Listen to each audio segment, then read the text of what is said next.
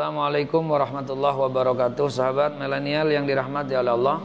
Ini ada teman Ustadz dari Cirebon kemarin telepon tanya tentang zakat fitrah menggunakan uang. Jadi zakat fitrah ini kan pada dasarnya dikeluarkan tentang kutnya, Gus. Ini mumpung sahabat milenial, saya juga bersama Gus Irfan, Ustadz Irfan lagi dalam masalah zakat fitrah. Ini dari Cirebon teman saya itu tanya tentang zakat fitrah dikeluarkan berbentuk uang. Sementara di sana ramai ada seorang tokoh ulama yang mengatakan zakat fitrah tidak boleh dikeluarkan dengan uang karena nas mansus dari Rasulullah ini bukan ke uang tapi kepada kut, intinya makanan pokok pada masa itu. Berarti berupa gandum ataupun berupa kurma karena yang jadi makanan pokok itu tempo itu. Nah, ini gini, setelah kita hidup di Indonesia dan sudah banyak orang yang mungkin cari beras, kadang rumit mau kemana, ambil entengnya lah. Ada yang mengeluarkan, boleh tidak pakai uang zakat fitrah? Kalau tanya ke saya, Gus, lagi-lagi saya pasti bilang, boleh. Itu dari dulu sudah saya dengar adalah khilaf dari guru-guru saya juga khilaf seperti itu. Makanya saya dengan entengnya mengatakan, boleh. Nah, mumpung ada jenengan, Gus, coba dipreteli iklalannya ini. Kalau dipreteli secara tahakkuk, bagaimana memunculkan boleh dan tidak boleh gitu. Kalau yang boleh, nah kalau yang tidak boleh jelas tahu ini sudah. Yang boleh saja, Gus. Coba dipersilahkan ini. Untuk kebolehan zakat fitrah menggunakan uang, ini kita menggunakan mazhab Hanafi yang menyatakan, ke Imam Hanafi lagi ya, guys ya. Hanafi lagi yang menyatakan bahwa zakat fitrah itu boleh diuangkan, dikeluarkan dalam bentuk nilai uang atau qimah. Hanya saja dalam mazhab Hanafi itu tidak seperti mazhab Syafi'i terkait dengan komoditi zakat fitrahnya. Barangnya ya. Barangnya. Kalau di mazhab Syafi'i, yang penting adalah kut, makanan pokok di suatu daerah. Berarti kalau di Indonesia beras. Nah, kalau dalam mazhab Hanafi ternyata makanan pokok yang disebutkan oleh Nabi. Berarti mansus. Sekalipun di Indonesia tetap pakai kurma dan gandum. Pakai kurma dan gandum. Masya Allah, ini khair ini. Coba gimana berarti? Seperti kalau kurma itu ukurannya 4 kilo lah. Satu sok, takaran sok itu kira-kira 4 kilogram. 4 kilogram kurma. Kalau anggur itu kira-kira setengah sok 2 kilogram. Jadi kalau kita mau menggunakan pendapat ini yang menyatakan bahwa dalam mazhab Hanafi itu boleh menguangkan zakat fitrah, berarti ukurannya kurma. Mengukur pada kurma. Berarti anggur. Kurma ini 1 kilonya kalau 30 kali 4 120 ribu ya. Ini kalau beras 3 kilo, Gus, cuman 36 ribu lah paling mahal.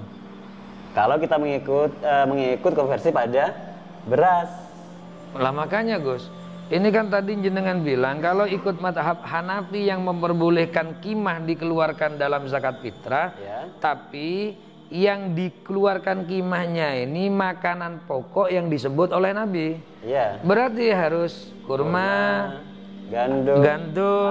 Sementara dengan kurma saja, kalau per kilo kurma ini pakai harga termurah, ini bukan sukari, Gus. Lebih-lebih ajwa. Kalau ajwa ini bisa 80 real 1 kilo. 80 real kali 4, katakanlah kali 4.000 berarti wah, ini 400. Kalau kali 4 ini kan 1.600.000. Ini 1 kali zakat fitrah. Mohon maaf, Gus, ini model pemikiran orang medit. Jadi kalau mau mengeluarkan zakat fitrah itu cari yang termurah. Nah, makanya sahabat milenial, ini zakat fitrah kalau ikut mazhab Hanafi tetap ikut kepada makanan pokok. Caranya Imam Hanafi memperbolehkan zakat fitrah dikeluarkan pakai uangnya. Tapi uang ini harus uang yang dibuat menghargai makanan pokok yang disebut oleh Nabi, yaitu kurma. Jangan beras. Kalau beras ini bukan makanan pokok yang mansus dari Nabi, tapi makanan pokok yang mansus dari Nabi itu kurma, gandum, anggur. Nah, kalau ikut yang mansus berarti paling tidak kurma termurah berapa? Kalau 1 kilo termurah itu katakanlah 15.000, berarti hanya 60.000. Kalau kurma itu 30.000 per kilo kali 4 berarti 120.000. Tidak boleh pakai beras. Ini kalau mengikuti pendapatnya Imam Hanafi. Murni ikut Imam Hanafi, harga yang dikeluarkan untuk zakat itu adalah harganya kut makanan pokok yang disebut oleh Nabi. Kalau misalkan talfek Gus, tidak boleh gitu. Kalau saya sih kayaknya boleh lah Gus. Namanya juga talfek. Talfek iya boleh. Jadi perbincangan ulama juga. Oh iya, setiap kita ikut talfek berarti ini tetap akan jadi perbincangan antara boleh dan tidak. Boleh dan tidak. Jadi talfek dalam hal ini semisal menguangkannya mengikuti mazhab Hanafi, namun ukuran uang yang dikeluarkan dari mengikuti mazhab Syafi'i yakni menggunakan beras. Jadi 3 kilo beras semisal ya. Kalau 3 kilo kemudian diuangkan menjadi, kalau di mazhab Syafi'i berarti 4 mud ya Gus. Ya. 1 sok itu 4 mud. 4 mud ya.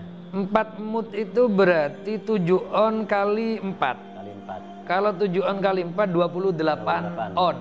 Ya. Berarti 2 kilo 8 on. Ya. Kalau diuangkan, sudahlah jangan kikir dikit lah, tambahilah 3 kilo berarti 12.000. 12.000 ini beras super poles yang tertinggi. Ini Gus. 36.000 jadinya. 36.000 banding 120. Wah, ini sahabat milenial pasti mengikuti cara talfek Gus. Tapi mohon maaf para sahabat milenial, beribadalah mengikuti cara yang terbaik. Kalau mau ikut Imam Hanafi, jangan tanggung-tanggung. Kalau bisa tidak pakai talfek, secara keseluruhan ikut madhab Hanafi. Menurut jenengan al-afdal seperti apa Gus? Ini bukan saya berbicara ya. Iya.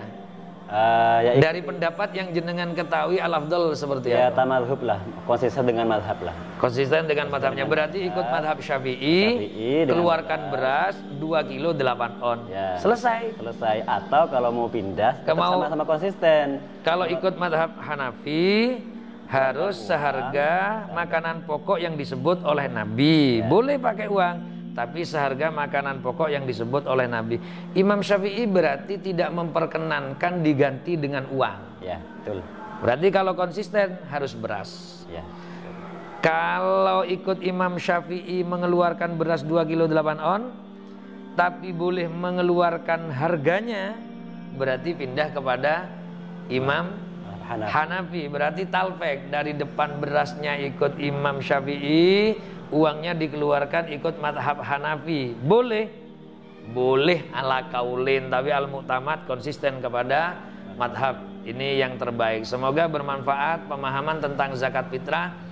Ini sebetulnya masih panjang masalah zakat fitrah, kapan waktunya dan kapan diberikannya. Kalau masalah Ustadz menerima sudah dijelaskan semua.